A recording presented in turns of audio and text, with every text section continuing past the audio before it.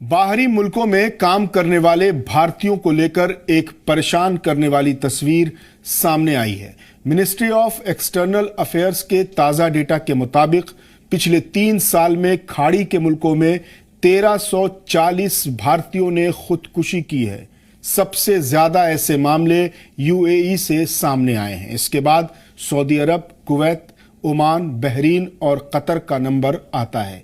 ये data parliament में सरकार की तरफ से पेश किया गया है। सरकारी डेटा के मुताबिक साल 2023 से 2025 के बीच यूएई में 511 भारतीयों ने खुदकुशी की। सऊदी अरब में यह तादाद 354 थी, कुवैत में 162, ओमान में 146, बहरीन में 101 और कतर में 66 भारतीयों ने अपनी जान दी। यानी बाहरी मुल्कों में खुदकुशी के कुल मामलों में करीब 70% सिर्फ खाड़ी मुल्कों से सामने आए हैं। मिनिस्ट्री ऑफ एक्सटर्नल अफेयर्स ने यह भी बताया कि इन्हीं 3 साल के दरमियान दुनिया भर में करीब 1900 हिंदुस्तानियों ने खुदकुशी की। इनमें से सबसे ज्यादा मामले खाड़ी मुल्कों के हैं। इसके बाद मलेशिया में 131 और अमेरिका में 62 ऐसे मामले दर्ज किए गए हैं। इटली, कनाडा और ब्रिटेन में भी 30 से ज्यादा मामले सामने आए हैं। रिपोर्ट के मुताबिक खाड़ी मुल्कों में करीब 1 करोड़ भारतीय और भारतीय मूल के लोग रहते हैं।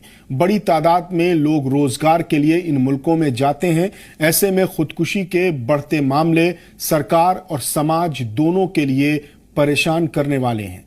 इसी रिपोर्ट में बाहरी मुल्कों में भारतीयों की मौत के दूसरे रीजन भी बताए गए हैं। सबसे ज्यादा मौतें बीमारी में होती हैं या फिर नेचुरल डेथ भी होती है। इसके अलावा काम के दौरान हादसे, जुर्म और दूसरी वजहों से भी कई भारतीयों की जान गई है।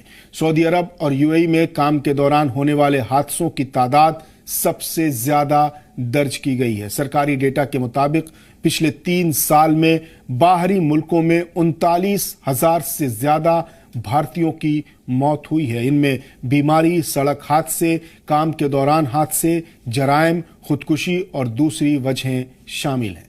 इससे साफ है कि मुल्क से बाहर काम करने वाले भारतीय कई तरह की मुश्किलों का सामना करते हैं। सरकार का कहना है कि बाहरी मुल्कों में काम करने वाले भारतीयों की सिक्योरिटी के लिए कई कदम उठाए गए हैं।